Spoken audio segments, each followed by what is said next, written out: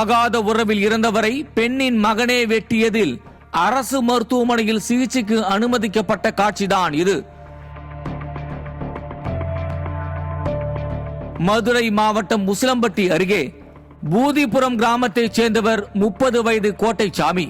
Lorry ஓட்டுநராக பணியாற்றி வரும் கோட்டைசாமி அதே ஊரை சேர்ந்த ராணி என்னும் 45 வயது பெண்ணுடன் தகாத உறவில் இருந்து வந்ததாக கூறப்படுகிறது.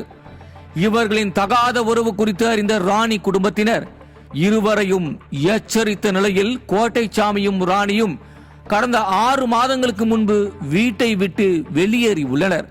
கடந்த 2 மாதங்களுக்கு முன்பு திருப்பூரில் இருவரும் வசித்து வந்ததை கண்டுபிடித்த உறவினர்கள் அங்கு சென்று ராணியை பிரித்து அவருடைய கணவருடன் அனுப்பி வைத்துள்ளனர். கோட்டைசாமியும் ஐதராபாத்தில் உள்ள தனியார் நிறுவனத்தில் லாரி ஓட்டுநர் பணிக்கு சென்று விட்டார்.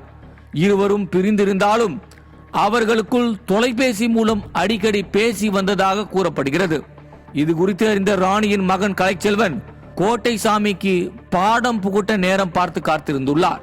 அதன்படி வியாழக்கிழமை தீவிலக்கு பகுதியில் உள்ள சகோதரியின் இல்ல நிகழ்வுக்கு வந்த கோட்டைசாமியை மண்டபத்தில் வைத்தே கலைச்செல்வன் தனது கூட்டாளிகளோடு இணைந்து அரிவாளால் கை கால் பகுதியில் சரமாரியாக வெட்டிவிட்டு தப்பிச் சென்றுள்ளார்.